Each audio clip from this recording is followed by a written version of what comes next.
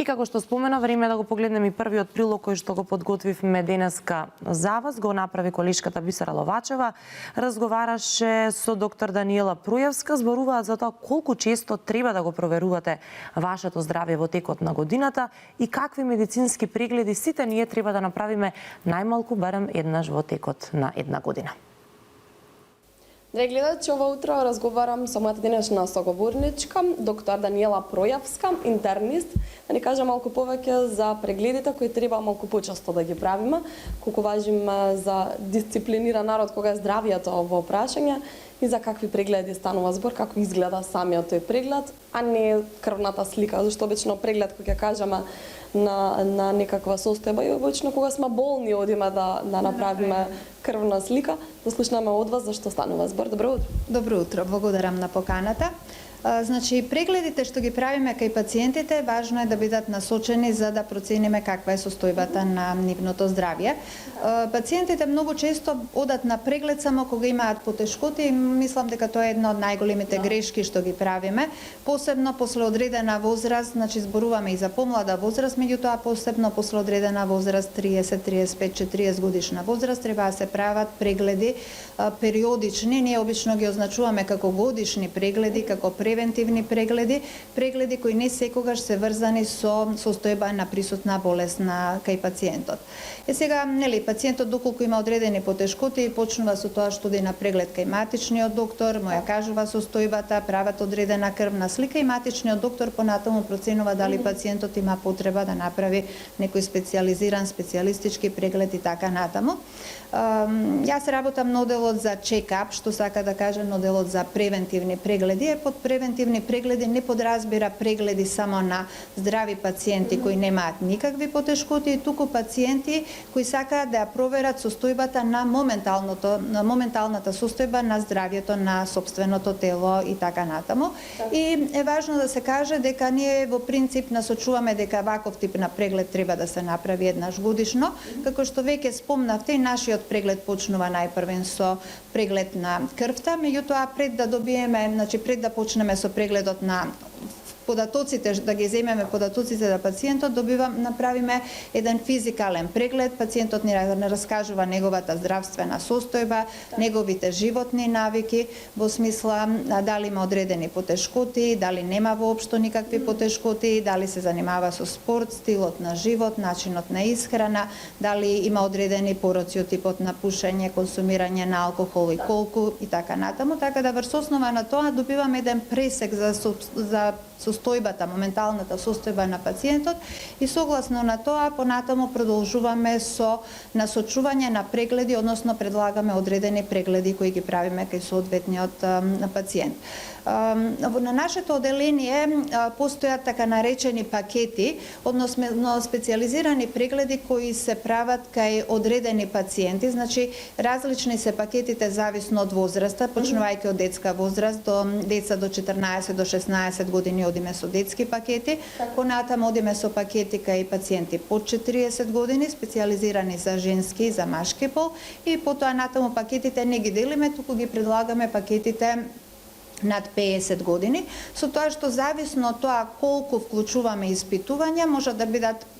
поедноставни пакети, основни пакети или збогатени со поголем број на прегледи зависно од тоа на што ни се жали пациентот.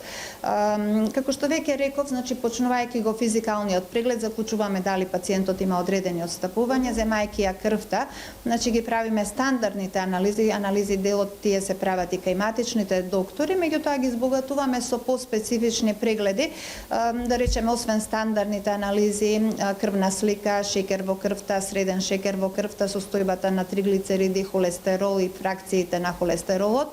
Правиме преглед на параметрите за бубрези, параметрите за црниот дроб, одредени тумор маркери, доколку имаме потреба, присуство на хеликобактер, присуство, правиме брисови,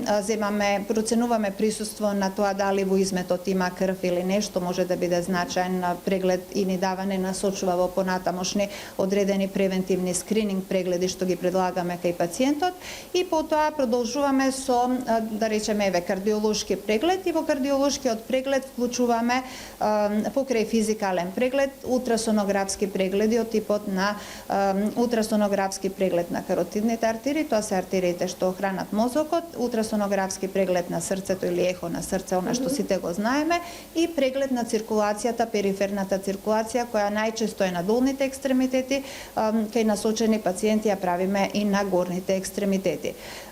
Понатаму продолжуваме во однос на кардиолошкиот дел со тест на оптеретување, а доколку пациентот има покачен крвен притисок, можеме да предложиме 24-часовно мониторирање на крвен притисок или холтер за крвен притисок, или има пореметување со ритамот, 24-часовно мониторирање на ритамот на срцето. Сега, зависно од тоа, ви реков дали возраст, пол и така натаму, кај пациентите под 40 години, особено доколку немаат ризик фактори, не се пушачи, не правиме рентгенска снимка, меѓутоа веќе над 40 обавезно предлагаме еден превентивен рентген, затоа што ни покажува многу податоци и ни дава осет на тоа каква е состојбата на срцето, белите дробови, крвните садови, лимфните садови, односно лимфните јазли во горниот дел на градниот кош, односно во медиастинумот. Понатаму продолжуваме со ултрасонографски преглед на стомакот, кај мажите одиме со уролошки преглед, кај жените одиме со гинеколошки преглед, кај жените е обавезно воведен прегледот на дојките. Идентично, зависно од возраста, кај жените правиме ултрасонографски преглед на дојките под 40 години, односно доколку се над 40 продолжуваме со мамографија, што ни е основен тип на преглед. Понатаму, зависно од состојбата на што се добива, значи се проценува дали се потребни дополнителни исследувања во тој поглед. Секако, нутриционистичкиот преглед е многу важен дел од прегледот, затоа што ние сите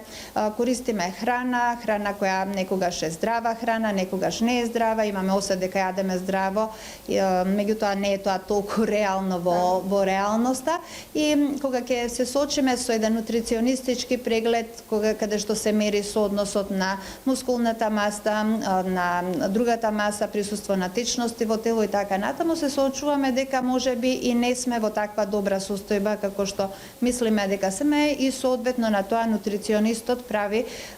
препорака на соодветните пациенти зависно од потребите во однос на тоа каков тип на исхрана треба да имаат натаму. Така да тоа се тие основни прегледи што ги правиме и сметаме дека треба да се прават еднаш годишно. Има многу за што да се зборува на овие теми секогаш, и таа за наредна прилика ќе оставиме да слушнеме малку повеќе за